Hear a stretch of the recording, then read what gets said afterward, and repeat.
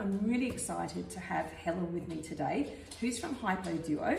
And today's webinar, we're going to be speaking about all things hypos or hypoglycemia.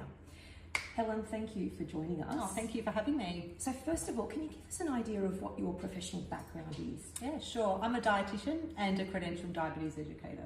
So I work in private practice and work with people with type 1 diabetes and type 2 diabetes every day. Okay, so well aware of hypos. Yes. So let's go back to basics. Can you tell me, Helen, what is a hypo? A hypo is when blood glucose levels drop too low, so below 3.9 or below millimole. It's when there's not enough glucose in the blood to get into the cells, and it can cause a lot of symptoms like becoming sweaty, really tired, shaky, really hungry, dizzy, lots of different symptoms. Mm-hmm. And is everyone at risk of having a hypo, everyone with diabetes? Everybody that is taking insulin injections or pumps or people on medication that can lower your blood glucose levels like glipizide or glucoside medication. So type 2 diabetes on some oral medications, but everybody who has diabetes is taking insulin. And so how do we typically treat a hypo? Can you give us some scenarios or examples of how you traditionally treat a hypo? So for people that are on injectable, so pen insulin, not pumps or Omnipod, the international recommendations are to increase blood glucose levels quickly by having 15 grams of fast-acting carbohydrate, then waiting 15 minutes for that carbohydrate to be absorbed across the intestine into the bloodstream, and then to follow that up with 15 grams of long-acting carbohydrate to make sure that blood glucose levels don't drop again, to stabilise blood glucose levels. In my experience with patients having a hypo, get into a panic, 15 grams of carbohydrate. What does that typically look like?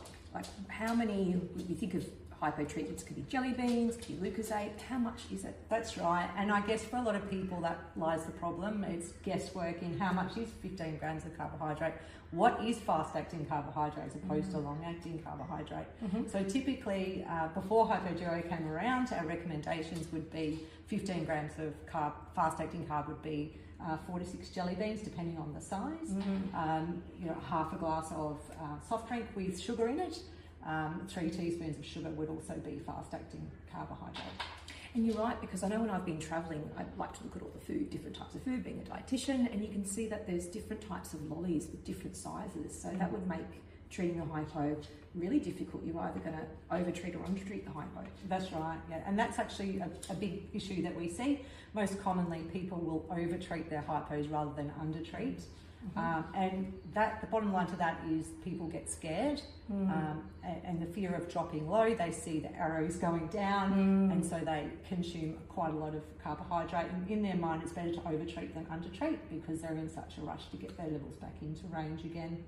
So let's talk about that over-treating. So what? You over-treat the hypo, what then happens? What's the importance of treating it correctly? If you over-treat, then your levels are going to spike really high, and then you're needing to correct those high levels again with more insulin, which then another risk of dropping low again.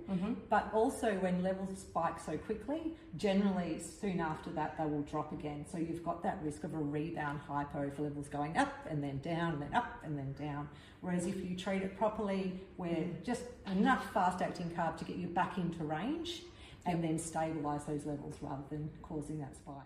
Tell me about step 2. You said about the slow-acting carb, and I found in my experience that people might have the jelly beans, but they don't have access to a slow-acting carb. So what's important about, you get up over 4 with your blood sugars, so what? Why would we need to treat with step 2?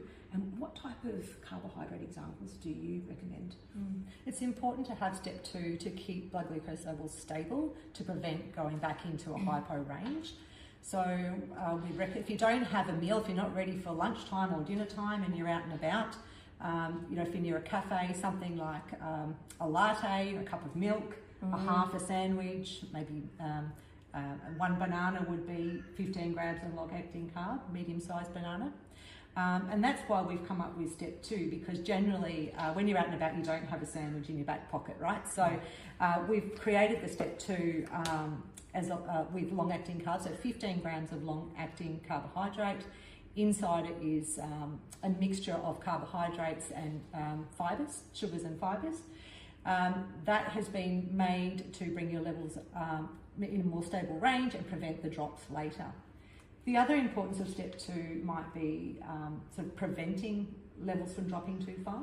So especially for those that are hypo unaware, people that wear continuous blood glucose meters, they can set their alarms at a higher range. So for example, 4.2, and if they see that their blood glucose levels are dropping, they could potentially just have step 2 to reduce the risk of it dropping back into a hypo range. Okay, excellent. Because as you said, some of the problems, we overtreat a hypo, we may not follow up with that slow-acting carb, especially if you're out and about. Who's got a slice of grain bread in their back pocket or an apple? And the time to take to consume it. So show us the sachets and tell us a little bit about your inspiration behind it.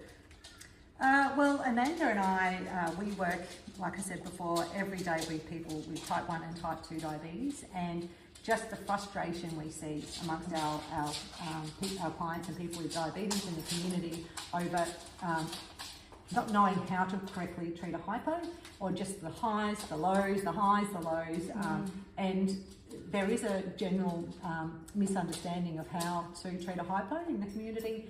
People are not getting that education about the importance of you know, the right amounts and the right type of carbohydrate when treating a hypo and preventing a hypo.